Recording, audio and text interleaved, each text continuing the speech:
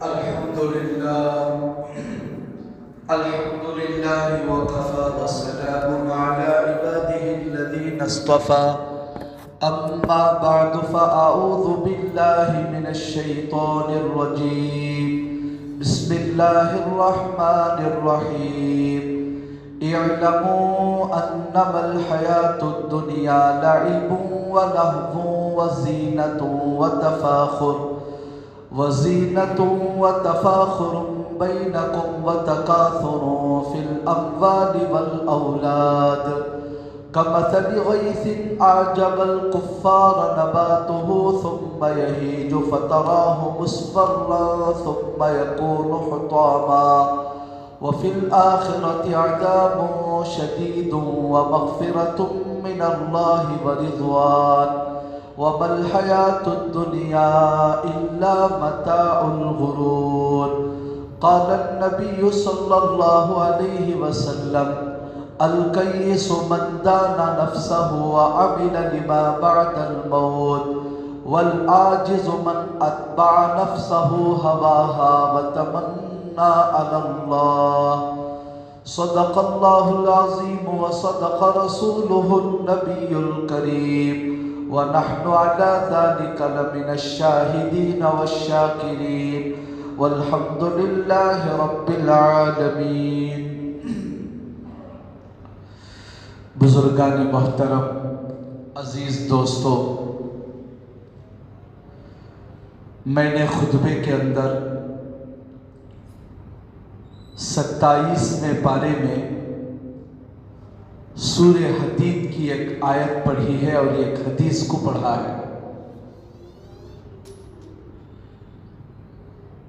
جس آیت کو میں نے پڑھا ہے، اس آیت میں اللہ رب العالمین نے تمام انسانوں کو زندگی کی حقیقت بتا کر آخرت کی تیاری کے لیے دعوت دی ہے. اس دنیا میں جو بھی انسان آتا ہے، چاہے وہ مرد ہو عورت ہو، اگر اللہ اسے ایک بڑی عمر دے، 50 سال سے اوپر کی عمر دے، تو ہر مرد ہر عورت زندگی کے 4 مرحلوں سے گزرتے ہیں. زندگی کا ایک زمانہ وہ ہے جسے بچپنا کہا جاتا ہے. اس کے بعد ایک زمانہ وہ ہے جسے جوانی کہا جاتا ہے. اس کے بعد زندگی کا ایک زمانہ وہ ہے جسے ادھیڑ عمر کہا جاتا ہے، نہ جوانی میں شامل نہ بڑھاپے میں شامل. اور زندگی کا ایک زمانہ، آخری زمانہ وہ ہے جسے بڑھاپا کہا جاتا ہے. جن کی عمر 50 سال لگ بھگ ہو گئی، وہ زندگی کے یہ 4 مرحلوں سے گزر چکے ہیں. اور جن کی عمر نہیں ہوئی، وہ ابھی عنقریب گزرنے والے ہیں. اللہ نے اس آیت میں یہ 4 مرحلوں کا ایک مختصر لفظ کے اندر فرمایا. زندگی کیا ہے؟ بس یہی 4 مرحلوں کا نام ہے: بچپنا، جوانی، ادھیڑ عمر اور بڑھاپا. اور اس زمانے میں ہمارے اندر کیا خواہشیں ہوتی ہیں، کیا آرزوئیں ہوتی ہیں، کیا تمنائیں ہوتی ہیں، اور اس کا مقام اور مرتبہ کیا ہے، اللہ نے اس آیت کے اندر بتا دیا. سب سے پہلے جو بچپنا کا زمانہ ہوتا ہے، بچپن کا زمانہ ہم سب جانتے ہیں، سب سے زیادہ فری، کوئی ٹینشن کے بغیر بچے رہتے ہیں. ان کا دماغ بھی چھوٹا، ان کی عمر بھی چھوٹی، ان کی سوچ بھی چھوٹی. छोटी सी प्लास्टिक की कार दे दो, उस छोटी सी कार को ऐसा अहमियत के साथ लेकर खेलेंगे जैसे करोड़ों रुपए की कार किसी की हो, किसी को छीने नहीं देते। समझते हैं कि पूरी दुनिया आ गई। जरा उस खिलौने से दिल भर गया, दूसरी चीज की तरफ निगाह पड़ी, इसको छोड़कर फिर दूसरे की तरफ चल जाते हैं। और ऐसी ऐसी ख्वाहिशें होती हैं। कुरान पाक में अल्लाह ने फरमाया उन ख्वाहिशों को लाइबुन, लाइबुन, लाइबुन के माने अरबी में आते हैं ऐसी ख्वाहिशें, ऐसी उमंगे जिसकी कोई हैसियत और उसका कोई मकाम और मर्तबा नहीं रहता। उसके बाद जब जवानी में आदमी कदम रखा, अब उसके ख्वाहिशें बदल जाती हैं। अब अपने आप को बनाना, संवारना, खूबसूरत दिखना, अच्छी गाड़ियां लेना, शादी करना, अच्छी लड़की से शादी करना, कमाना और अच्छी नौकरी मुझे मिल जाए, बस इन्हीं ख्वाहिशों में उसकी जवानी गुजर जाती है। और अधेड़ उम्र, अब ये जो जवानी की ख्वाहिशें हैं उसको अल्लाह ने लहवुन से ताबीर फरमाया, लहवुन। और तीसरी, बुढ़ा जब अधेड़ उम्र में आदमी दाखिल होता है तो वहां जरा अखर खुलती है। अब सोचता है कि मेरे बच्चे भी हैं, बीवी भी है, मेरा खास मकान होना चाहिए, मेरा खास दुकान होना चाहिए, मेरी खास प्रॉपर्टी होना चाहिए, मैं भी एक इज्जत के साथ जीने वाला बन जाऊं, मुझ जैसा कोई ना हो। इन जज्बात के अंदर अधेड़ उम्र गुजर जाती है,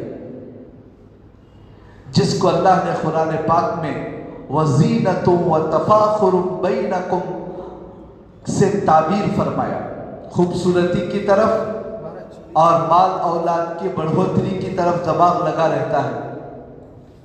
और जिंदगी की आखिरी ख्वाहिश बुढ़ापा। अब जब आदमी बूढ़ा हो जाता है, आप गौर करके देखो, एक बूढ़ा आदमी दूसरे बूढ़े आदमी से मुलाकात करता है तो यही पूछता है कि तुम्हारे बच्चे कितने हैं, तुम्हारी बेटियां कितनी हैं, कहाँ शादी की, पोतरे क्या करते हैं, नवासे क्या करते हैं, कितनी प्रॉपर्टी है, क्या जायदाद है। बस इन्हीं तज़किरों के अंदर बुढ़ापा गुजर जाता है। क्या जमाया, कैसे जमाया, मेरे बच्चे क्या कमाया, मेरा नवासा क्या कर रहा है, मेरा पोतरा क्या कर रहा है, उसी में बुढ़ापा गुजर जाता है।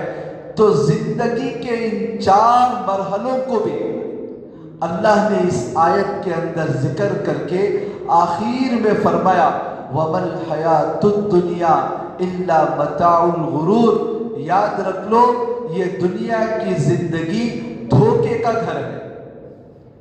यहां आदमी को धोखा लग जाता है। अल्लाह ने भेजा क्यों था, हम क्यों आए, आदमी को मकसद ही भूल जाता है। इसीलिए हदीस पाक में अल्लाह के नबी ने फरमाया अल कय्यिसु मन दाना नफ्सहु व अमिला लिमा बादल मौत। चालाक आदमी वो है जो अपनी मौत को याद रखे और मौत के बाद आने वाली जिंदगी की तैयारी करे। वल आजिजु मन अत्बा नफ्सहु हवाहा व तमन्ना अल्लाह। और बेवकूफ आदमी, आजिज आदमी वो है जो अपने नफ्स की ख्वाहिशात पर चले और अल्लाह से उम्मीदें बांधे।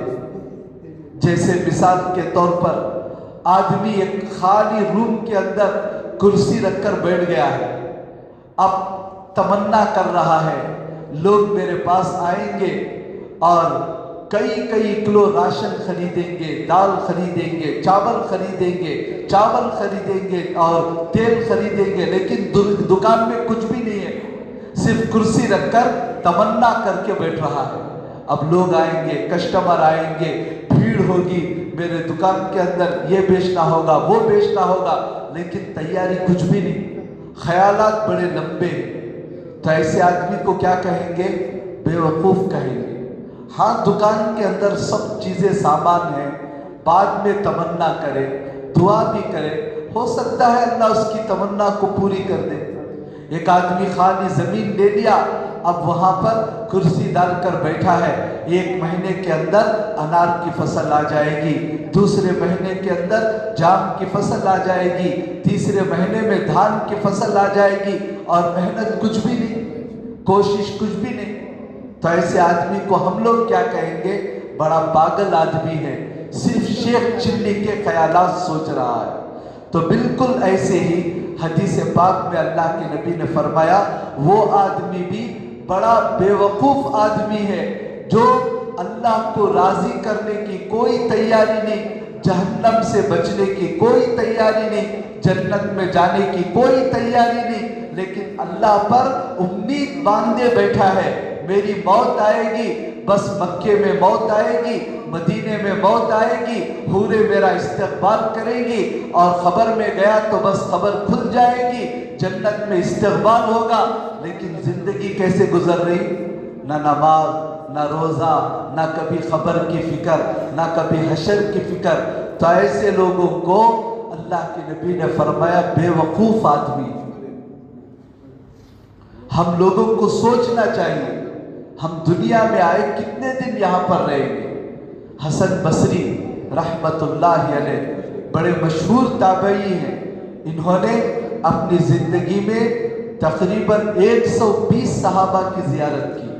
जो सहाबी को देखता है ईमान की हालत में उसकी वफ़ात होती है, उसको ताबई कहते हैं। और ये हसन बसरी ऐसे थे, इनकी अम्मी हज़रत उम्मे सलमा रज़ी अल्लाह अन्हा के घर में काम करने वाली कनीज़ा, और उनके अब्बा हज़रत ज़ैद बिन साबित रज़ी अल्लाह अन्हु के ग़ुलाम। जब ये पैदा हुए, सबसे पहले हज़रत उमर ने इनका नाम रखा हसन। सहाबा के हाथ में खेले, उम्महातुल मुमिनीन के घरों में पले बढ़े। उम्मे सलमा रज़ी अल्लाह अन्हा अक्सर इनको अपने गोद में लेकर छाती से लगाए रखती थी जब उनकी माँ काम करती रहती। बड़े मशहूर ताबई हैं। इनसे एक आदमी ने सवाल किया, हजरत दुनिया की तैयारी कितनी करना है, आखिरत की तैयारी कितनी करना है, कैसी करना है? उन्होंने छोटा सा जवाब दिया, कहा दुनिया की इतनी तैयारी करो जितना यहाँ रहना है, आखिरत की उतनी तैयारी करो जितनी वहाँ रहना है। छोटे से जवाब में हम लोग सोच ले, ये जवाब उनके लिए भी है, मेरे लिए भी है, हम सब के लिए है कि दुनिया की हम लोग कितनी तैयारी कर रहे हैं, बरसों पढ़ रहे हैं, मेहनत कर रहे हैं। किस लिए? बस 25 साल के बाद मैं आराम से रहूं, 40-50 साल के बाद मैं आराम से रहूं, उसके लिए कितने घंटों मेहनत है। लेकिन कभी हमने सोचा कि 50 साल 60 साल के बाद अगर मुझे मौत आए तो उसके बाद मैंने कितनी तैयारी की है, क्या तैयारी कर रखी है कब्र की, क्या तैयारी कर रखी है हशर की। खिलाफत बनु उमैया में एक बादशाह गुजरे हैं, सुलेमान बिन अब्दुल मलिक। नेक बादशाह थे, और पहले ज़माने में ऐसे नेक बादशाह बहुत सारे गुजरे हैं। हमारे मुल्क के अंदर भी एक बादशाह गुजरे हैं, उनका नाम था सुल्तान अल्तमश रहमतुल्लाह अलैह। दिल्ली में कुतुब मीनार के पास इनकी मज़ार है। इनके बारे में लिखा है, जब से ये बालिग हुए कभी इनकी तहज्जुद की नमाज नहीं छूटी, कभी कोई नमाज उनकी क़ज़ा हुई ही नहीं। और जब से ये बालिग हुए कभी किसी गैर महरम औरत के ऊपर उनकी नज़र नहीं पड़ी। असर की सुन्नत नमाज तक नहीं छूटी, फर्ज नमाज नहीं, सुन्नत नमाज तक उनकी नहीं छूटी। कितने पाबंद थे बादशाह होने के बावजूद। तो ऐसे बहुत सारे नेक अल्लाह वाले बादशाह गुजरे हैं। वक्त के बादशाह थे, लेकिन हुकूमत का 1 रुपया नहीं लेते थे, हाथ से टोपियाँ सीते, कुरान मजीद लिखते, और उनको बेचने के बाद جو قیمت آتی اس کے اوپر ان کا گزارا چلتا تھا۔ تو ایسے ہی سلیمان بن عبد الملک یہ بھی بڑے نیک بادشاہ تھے۔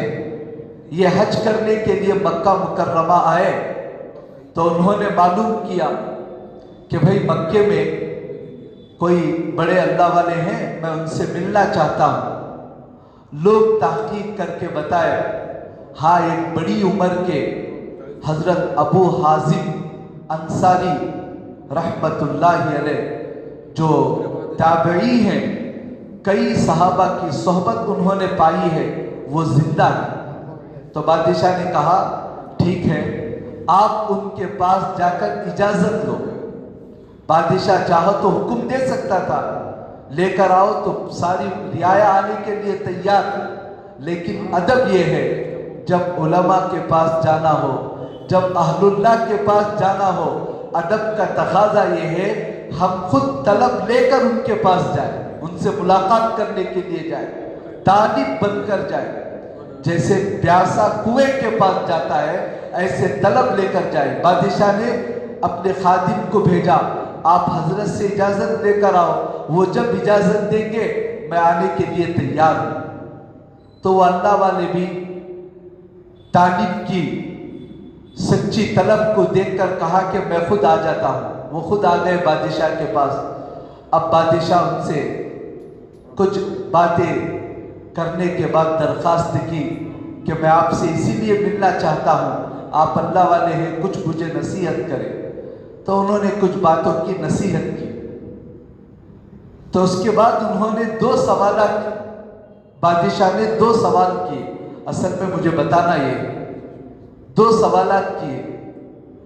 کہا کہ حضرت میرا ایک سوال یہ ہے، آپ اس کا جواب دیں، ہم لوگ موت سے اتنی نفرت کیوں کرتے ہیں؟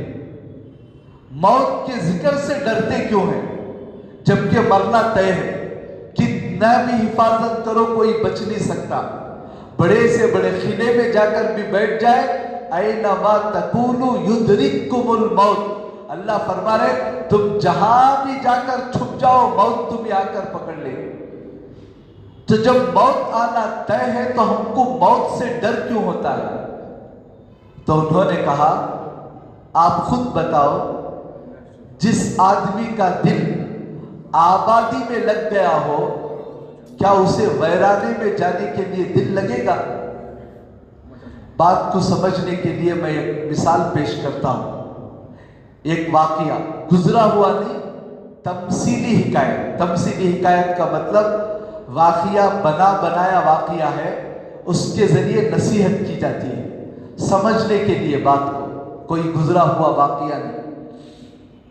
ایک ملک تھا، اس ملک کے اندر 5 سال میں ایک مرتبہ ایک بادشاہ کو بنایا جاتا تھا، اور اس ملک کا قانون تھا جو بادشاہ بنا ہے جب اس کی مدت پوری ہو جاتی تو اسی گاؤں کے قریب میں جہاں یہ سلطنت تھی ایک بڑا ڈراؤنی جنگل تھا، لوگ اس جنگل کے اندر ایک درمیان میں ایک کھمبا گاڑ دیے تھے، ایک درخت تھا وہاں پر۔ تو جو بادشاہ ہوتا 5 سال جب اس کی مدت ختم ہو جاتی، ہاتھ پاؤں باندھ کر وہاں جا کر چھوڑ کر نکل کر آ جاتے۔ اس کے گھر والے روتے، خاندان والے روتے، خود بادشاہ روتا، مگر کسی کو رحم نہیں آتا۔ گاؤں کا قانون تھا تم بادشاہ بن جاؤ، 5 سال تم جو کہو گے ہم مانیں گے، لیکن 5 سال کے بعد اس قانون کے اوپر چلنا ہوگا۔ برسوں سے یہی قانون چل رہا تھا۔ اتفاق سے ایک مرتبہ بادشاہ کا انتقال ہو گیا، اب دوسرے بادشاہ کو بنانا ہے۔ کس کو بادشاہ بنائے؟ آپس میں مشورہ چل رہا تھا۔ تو مشورے کے اندر یہ طے ہوا سارے لوگ رات کے اندھیرے میں گاؤں سے باہر چلے جائیں، صبح سویرے جو آدمی ہمارے گاؤں سے گزرے گا بس وہی بادشاہ ہے، وہ کوئی بھی ہو۔ سب لوگ اس کے اوپر متفق ہو گئے۔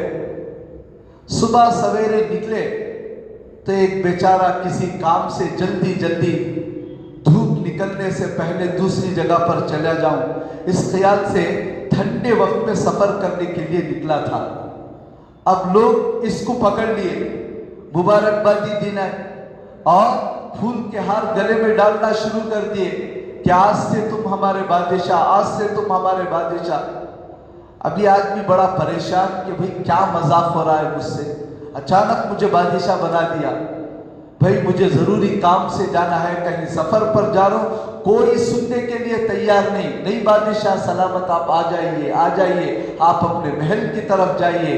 اب لوگ استقبال کر کے پھول اڑاتے ہوئے سیدھا محل کے پاس لے کر گئے، تو اسے سمجھ میں آیا کہ واقعتاً مجھے بادشاہ بنایا گیا ہے، یہ لوگ مذاق نہیں کر رہے، واقعتاً سامنے بادشاہ کا محل ہے، سواریاں ہیں، نوکر چاکر ہیں اور سارے خزانے کی چابیاں ہیں۔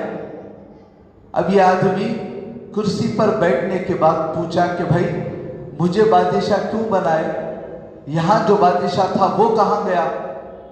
تو انہوں نے اپنے ملک کا قانون سنایا، 5 سال میں ایک مرتبہ بادشاہ بدل جاتا ہے، اور اس بادشاہ کو ہمارے قریب ایک جنگل میں ایک جگہ طے ہے، وہاں پر جا کر ہم ڈال کر آ جاتے ہیں۔ اب جنگل میں ڈالنے کے بعد کیا ہوتا ہے، سانپ، بچھو، شیر، چیتا پھاڑ کر ختم کر دیتے ہیں۔ یہ عقل مند آدمی سوچا کہ آج مجھے بادشاہ بنایا گیا ہے تو کیا میرا بھی وہی حشر ہوگا؟ کہا کہ ہاں، 5 سال تک آپ جو بولو ہم سنیں گے، 5 سال کے بعد ہم جو پلان بنائے ہیں اسی کے مطابق آپ کا بھی حشر ہوگا۔ تو وہ بڑا عقل مند آدمی، اس نے کیا کیا، اچھا میں بادشاہ ہوں تو میری ہر بات مانو گے؟ کہا کہ ہر بات مانیں گے۔ تو اس نے سب سے پہلا حکم یہ جاری کیا، اس جنگل کی صفائی کراؤ، اس جنگل کو صفائی کراؤ، اور بادشاہ کو ڈالنے کے لیے جو کھمبا تم نے گاڑ رکھا ہے اس کو وہیں پر رکھو، باقی سب صفائی کرو۔ اب چند مہینوں کے اندر پورے جنگل کی صفائی ہو گئی۔ پھر بادشاہ نے حکم دیا، وہ جو کھمبا ہے اس کھمبے کے سامنے ایک عالیشان محل بنا دو، وہ بھی بنا دیا گیا۔ اس کے بعد کہا کہ وہاں پر جو جنگل تھا اس میں بہترین 200-300 مکانات بنا دو، عالیشان مکانات، اس کو بھی بنا دیا گیا۔ پھر حکم دیا یہاں سے لے کر اس گاؤں تک جو راستہ ہے اس کو بہترین راستہ، نیشنل ہائی وے کی طرح روڈ ڈال دو۔ اب روڈ بھی ڈال دیا گیا۔ اب بادشاہ کے پاس، بادشاہ نے کچھ لوگوں کو کہا تم اپنا گھر خالی کر کے وہاں چلے جاؤ۔ اب بادشاہ کے پاس سارے لوگ درخواست لے کر آنے لگے، بادشاہ ہم کو بھی وہاں بھیج دو، ہم کو بھی وہاں بھیج دو۔ اب بادشاہ جسے چاہتا تھا اٹھا کر وہاں بھیجتا تھا۔ ہر آدمی کی خواہش تھی بادشاہ ہم کو یہ گاؤں نہیں چاہیے، وہاں بھیج دیجئے اس جنگل کے اندر۔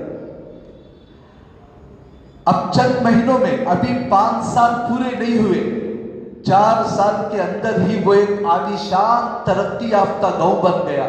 اب بادشاہ جو محل بنایا تھا اس کے اندر خادم، کھانے پینے کی سب چیزیں، عالیشان باغیچہ سب بنا دیا تھا۔ اب 5 سال ہونے سے پہلے بادشاہ خود اعلان کرتا تھا کہ بھائی میرا وقت ختم ہو رہا ہے، دوسرے بادشاہ کے لیے تیاری کر لو، پھر دوسرے بادشاہ کے لیے تیاری کر لو۔ لیکن اس سے پہلے جو بادشاہ گزرے وہ وقت ختم ہونے کے وقت میں روتے تھے، میرا وقت ختم ہو رہا ہے، لیکن یہ خوشی سے اعلان کر رہا ہے۔ اور جب 5 سال ہو گئے، سب کو بلا کر کہا تمہارے گاؤں کے مطابق میرا ہاتھ پاؤں ڈالو، میں خوشی سے وہاں جانے کے لیے تیار ہوں۔ نہ وہاں سانپ ہے، نہ وہاں بچھو ہے، وہاں تو عالیشان محل ہے، کھانے پینے کے انتظامات سب اچھے ہیں۔ اب لوگوں نے سوچا یہ تو بڑا عقل مند بادشاہ نکلا، اس سے پہلے کسی بادشاہ کے دماغ کے اندر یہ بات کیوں نہیں آئی؟ لوگ اپنی بے وقوفی پر ہنسے اور اس بادشاہ سے کہا آج سے ہمیشہ کے لیے تم ہی بادشاہ رہو گے۔ وہ قصہ تو ختم ہو گیا، جھوٹا قصہ سب جو ختم ہو گیا۔ اب اس قصے کو رکھ کر دیکھو، پہلے جتنے بادشاہ تھے 5 साल आने से पहले अभी 4 साल से रोना शुरू करते थे। खानदान वाले रोते थे, बाप बिछड़ने वाला है, बीवी रोती थी, शौहर बिछड़ने वाला है, शौहर भी रोता था, मुझे खानदान को बिछड़ के जाना है। 4 साल अय्याशी किया, लेकिन जंगल में जाकर दरिंदों के हवाले हो गया।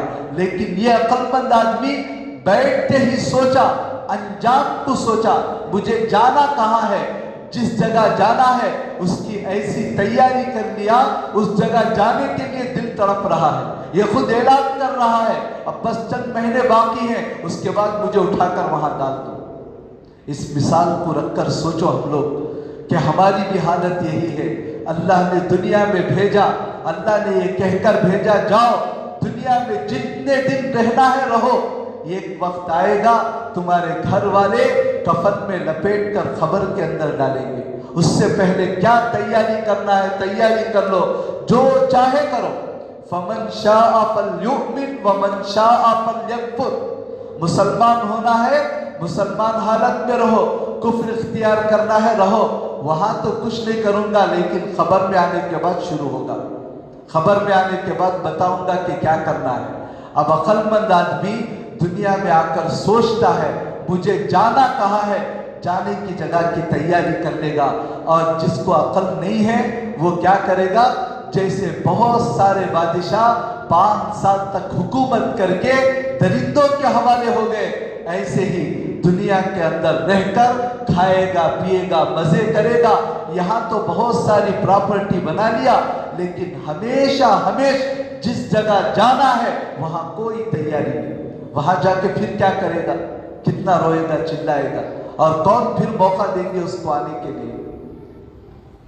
तो बादशाह जिसने सवाल किया था बुजुर्ग से कि मौत से नफरत क्यों होती है, मौत के तस्किरे से हम लोग डरते क्यों हैं, तो उन्होंने यही मिसाल दी, जिस जगह आदमी जाता है अगर उसकी तैयारी पहले से कर लिया है वहां जाने के लिए दिल लगेगा, अगर तैयारी नहीं किया है तो मौत के तस्किरे से भी वहशत होगी, डर होगी, और भी कुछ दिन जीना चाहेगा। और फिर उसने बादशाह ने दूसरा सवाल ये किया, अल्लाह के सामने तो हाजिर होना तय है, बताओ लोग अल्लाह के सामने कैसे हाजिर होंगे। तो अबू हाजिम अंसारी रहमतुल्लाह अलैह ने फरमाया कि जैसे एक आदमी कहीं दूर जा रहा है, सफर में जाने से पहले अपने बीवी बच्चे माँ बाप रिश्तेदारों से एक एक से पूछता है, मैं सफर में जा रहा हूँ, वहाँ बेहतरीन चीजें मिलेंगे, तुमको क्या चाहिए, तुमको क्या चाहिए। अब हर एक आदमी आर्डर दे रहा है, मुझे ये चाहिए, मुझे ये लाओ, मुझे वो लाओ।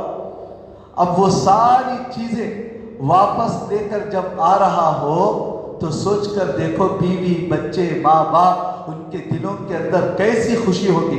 बच्चे नाच रहे होंगे, अब्बा आ रहे हैं, अब्बा से मैंने कहा था खिलौने लेकर आओ, अब्बा खिलौने लाएंगे।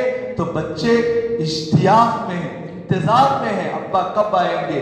बीवी इंतजार कर रही है, मेरे शौहर कब आएंगे। कहा जैसे उस आदमी का इंतजार होता है, ऐसा ही नेक आदमी अल्लाह से मुलाकात के मुंतज़िर रहता है, और अल्लाह भी इससे मुलाकात का मुंतज़िर रहता है। और अल्लाह मेरे नेक बंदे से कहता है, मेरा बंदा बहुत थकान हासिल करके आया है, अब मैं इसे जन्नत में आराम दिलवाऊंगा। और बुरा आदमी वो अल्लाह के सामने ऐसे हाजिर होगा जैसे कोई आदमी बादशाह के मकान में जाकर चोरी कर ले और छुप कर फिरता रहे। बादशाह आर्डर जारी कर दिया, जहां मिले उसको पकड़ कर लाओ। बहुत दिन तक छुपता रहा, अचानक एक मर्तबा मिल गया। तो जब बादशाह के पास आए तो वो कैसी हालत में आएगा, दिल के अंदर कितनी नदामत होगी, कितनी शर्मिंदगी होगी। वही हालत अल्लाह के नाफरमान बंदों की अल्लाह के सामने हाजिर होने के वक्त में होगी। इन दो नसीहतों को रखकर हम लोगों को सोचना है कि मुझे और आपको अल्लाह के सामने कैसे हाजिर होना है, अल्लाह ने हमें क्यों भेजा है, कितनी तैयारी हमने आखिरत की है, कितनी तैयारी हमने खबर की है। अगर मौत आ जाए आज ही तो क्या होगा हमारी हालत, क्या हम जाने के लिए तैयार हैं, क्या जवाब देंगे। اور پھر اس کی تیاری کا موقع کب ہے؟ ابھی دنیا ہے، دنیا کی زندگی ہے، اس کو غنیمت سمجھ کر موت آنے سے پہلے موت کی تیاری کر لے۔ آخر میں ایک واقعہ بتا کر میں بات ختم کرتا ہوں۔ بہت بڑے بزرگ گزرے ہیں اللہ والے، ابراہیم بن ادہم رحمت اللہ علیہ بلخ کے بادشاہ تھے۔ ان کے گھر میں کام کرنے والی ایک باندی، اس کا یہ جملہ دل کو ایسا لگا کہ سلطنت کو چھوڑ کر بس درویشی اختیار کر لی، جنگلوں میں جا کر فقیروں کے پاس رہ کر اپنی آخرت کو بنانے کی تیاری کر لی۔ ایک مرتبہ وہ گئے تھے شکار کرنے کے لیے، رات میں آنے میں بہت دیر لگی تو ان کی باندی رات ہو چکی تھی، بادشاہ نہیں آئے۔ سب کچھ تیاری کر کے بادشاہ کے بیڈ روم میں گئی اور ارادہ ہوا کہ بادشاہ تو نہیں ہے تو تھوڑی دیر بادشاہ کے بیڈ پر سو کر دیکھو۔ تو گئی، دیکھا کتنے بہترین نرم نرم گدے، کیا عالیشان روم ہے۔ جب گئی اور بادشاہ کی نرم نرم ڈھالی پر تھوڑی دیر کے لیے ایسا لیٹی تو نیند لگ گئی۔ اتنی گہری نیند لگی، 1.5-2 گھنٹہ بادشاہ آ کر سامنے کھڑا ہے، اس وقت تک اس کی نیند بیدار نہیں ہوئی۔ بادشاہ کو دیکھ کر بڑا غصہ آیا، میرے بستر پر گھر میں کام کرنے والی لیٹی ہے، زور سے ڈانٹا۔ ڈانٹتی ہے، وہ گھبرا کر جب آنکھ کھلی خوب پٹائی کر دیا، جو تھا وہ مار دیا، اور آخر میں جاتے ہوئے زور سے ایک تماچا منہ پر مارا اور مار کر کہنے لگا مزہ ملا میرے بستر کا۔ تو باندی جو کپ کپا رہی تھی اس کو ہنسی آ گئی، ہنستے ہوئے کہا کہ بہت مزہ مل گیا۔ یہ کہہ کر جا رہی تھی، بادشاہ کو بڑا تعجب ہوا۔ ابراہیم بن ادہم کو اس نے بلایا، کہا کہ اتنا مارنے کے بعد تو ہنسی کیوں، یہ بتا۔ تو اس نے کہا کہ مجھے جان سے تو نہیں مار دو گے، میری جان کی امان دے دو، بعد میں میں بتاؤں گی۔ کہا کہ ٹھیک ہے، تیری جان کی امان ہے، میں کچھ نہیں کروں گا، ہنسی کیوں بتا۔ تو اس نے کہا میں آپ کے بستر پر صرف 1.5-2 گھنٹے کے لیے سوئی تھی، تو سونے کے بعد میری یہ حالت ہے، تم روزانہ اس بستر پر سو رہے ہو، پتہ نہیں مرنے کے بعد تمہاری کیا حالت ہوگی۔ اتنے جملے نے بادشاہ کے دل کے اوپر ایسا جملہ لگا کہ بلخ کی بادشاہت کو چھوڑ کر بس ساری زندگی درویشی اختیار کر لی، بہت بڑے اللہ والے بن گئے۔ تو ان کے پاس ایک آدمی آیا اور آ کر کہا کہ حضرت آپ مجھے کچھ نصیحت کریں، میں گناہ نہیں کرنے کا پختہ ارادہ کرتا ہوں لیکن ہمت ٹوٹ جاتی ہے، بار بار توبہ کرتا ہوں، توبہ ٹوٹ جاتی ہے، میں ارادہ کرتا ہوں کہ کل سے میں نماز بالکل نہیں چھوڑوں گا لیکن نماز چھوٹ جاتی ہے، کل سے گناہ نہیں کروں گا، ایک مرتبہ توبہ کرتا ہوں پھر گناہوں میں لگ جاتا ہوں، اور گناہ مجھے پسند آ جاتی ہیں، نیکیاں پسند نہیں آتے۔ تو حضرت ابراہیم بن ادہم نے کہا 6 سوال اس سے کیے، 6 سوال۔ پہلا سوال یہ کیا کہ بھائی دیکھ، ایک کام ایسا کر، جب تیرے دل میں کسی گناہ کا ارادہ ہو تو اس وقت دل میں یہ ارادہ کر لے آج سے میں اللہ کا دیا ہوا رزق نہیں کھاؤں گا۔ اس نے کہا کہ حضرت اللہ کا دیا ہوا رزق نہیں کھاؤں تو پھر میں مر جاؤں گا، کیسے زندہ رہ سکتا ہوں؟ تو حضرت نے کہا اللہ کا دیا ہوا رزق کھا کر اللہ کی نافرمانی کرنا یہ تو بہت بڑی نمک حرامی ہے، جس کا کھایا اسی کی خلاف ورزی۔ جس ملک کے اندر ہو اس حکومت کے خلاف کوئی بغاوت کرے تو وہ حکومت والے برداشت نہیں کرتے، تو اللہ کا کھا کر تم اللہ کی خلاف ورزی کیوں کرتے ہو؟ تو ذرا اس کا دل نرم پڑا۔ پھر حضرت نے دوسرا سوال کیا، جب تم گناہ کا ارادہ ہو تمہارے دل میں تو دیکھو اللہ کی زمین سے ہٹ کر گناہ کرو، یہ زمین اللہ کی ملکیت ہے، اس سے ہٹ کر کہیں فضا میں جا کر گناہ کرو۔ تو اس نے کہا کہ حضرت زمین سے ہٹ کر میں کیسے جا سکتا ہوں؟ سمندر، زمین، ہوا اور کہکشائیں اور زمین کے باہر جتنی خالی جگہ ہے یہ سب اللہ کی ملکیت ہے، تو حضرت نے کہا جب وہ سب ملکیت اللہ کی ہے تو اسی پر رہ کر اللہ کی نافرمانی کرنا یہ کتنے بڑی جرأت کی بات ہے۔ تو اس بات پر بھی ذرا اس کا دل نرم پڑا۔ پھر حضرت نے کہا یہ کام کر، جب تیرے دل کے اندر گناہ کا خیال آئے، اللہ کی نافرمانی کا خیال آئے، تو اس بات کا ارادہ کر لے کہ ایسی جگہ کا انتخاب کر جہاں اللہ کی نگاہ نہ پڑتی ہو، چھپ کر گناہ کر۔ اس نے کہا کہ ایسی کون سی جگہ ہے؟ ہر جگہ تو اللہ دیکھتا ہے، اللہ کو معلوم ہو جاتا ہے۔ تو پھر کہا کہ اللہ دیکھ رہا ہے، اللہ کا رزق کھا کر، اللہ کی زمین پر رہ کر اللہ کی نافرمانی کرنا کتنے بڑے گناہ کی بات ہے۔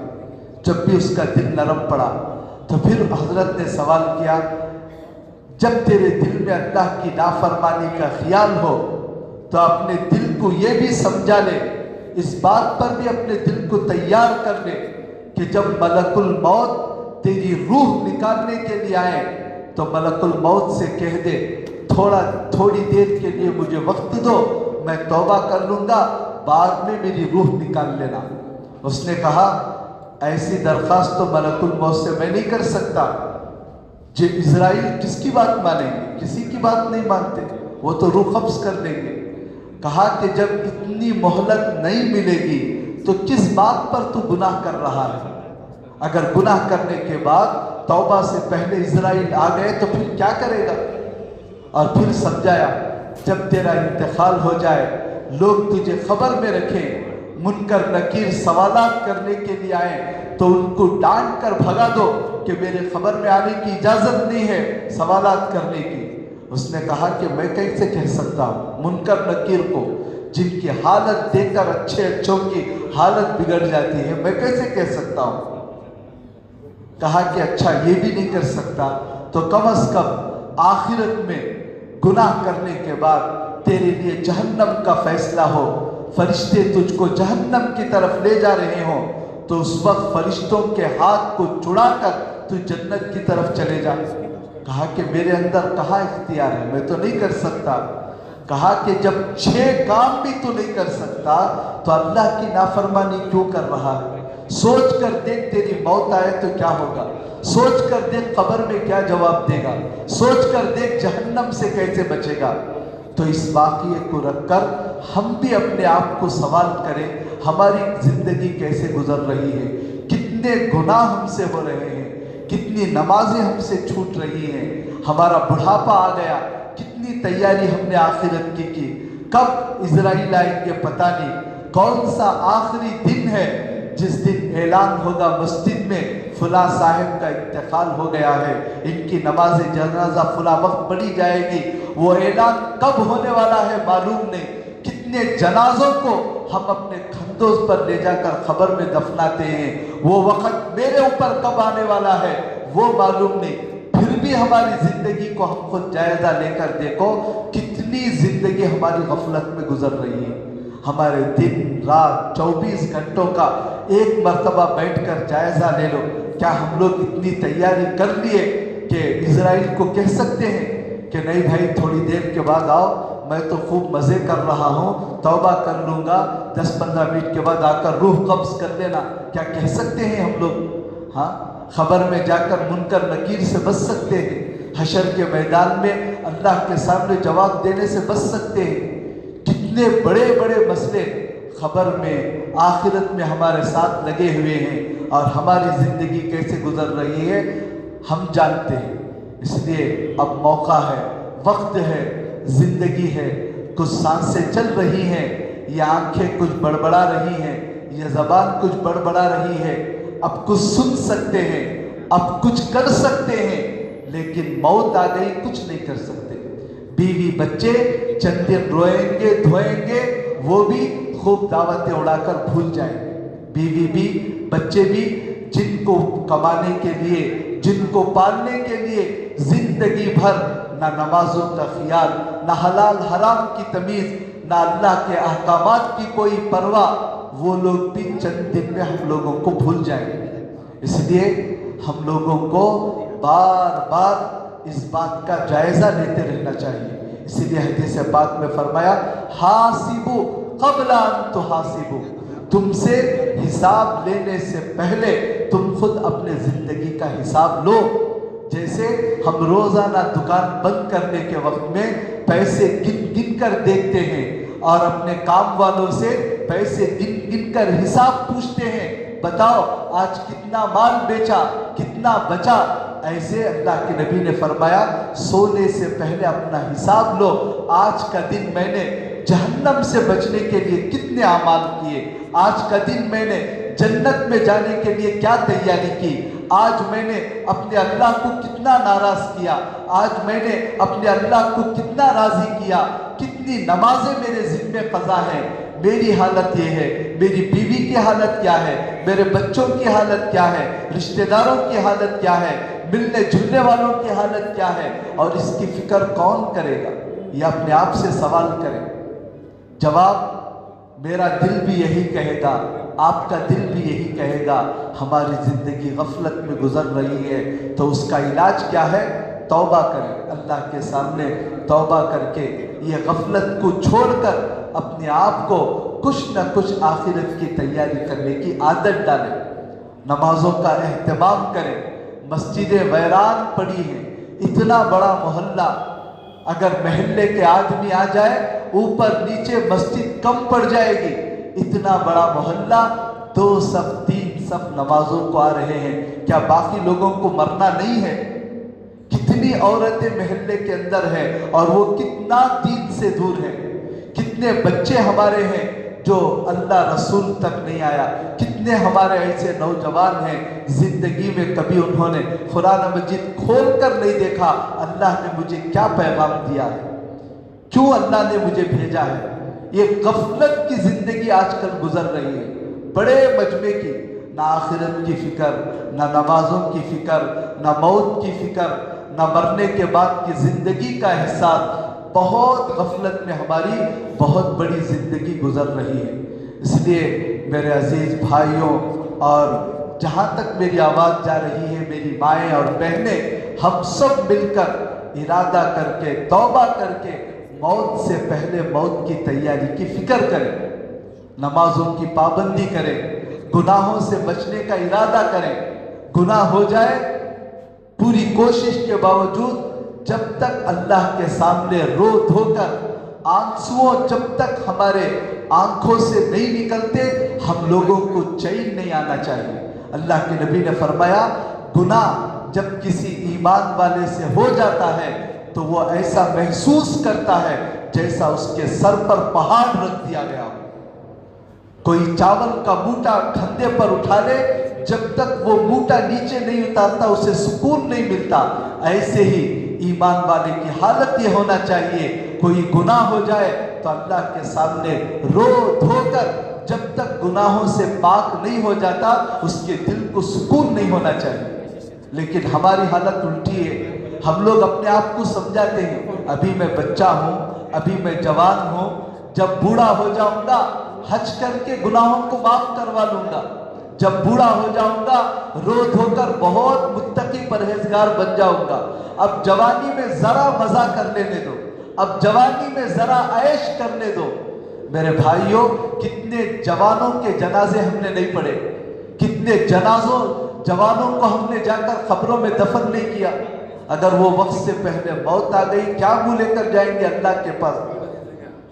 تھوڑی سی زندگی ہے، اس زندگی میں ہم لوگ آپس میں لڑائی جھگڑے، فنکشن، گھر بنانا، یہ بنانا وہ بنانا، اسی کے اندر ہماری زندگی گزر رہی ہے۔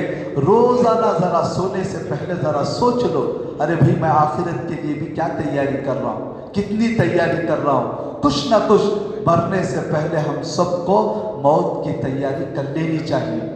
اللہ سے دعا کریں کہ اللہ ہم سب کو موت سے پہلے موت کی تیاری کرنے کی توفیق عطا فرمائے، غفلت والی زندگی سے بچنے کی اللہ ہم سب کو توفیق عطا فرمائے۔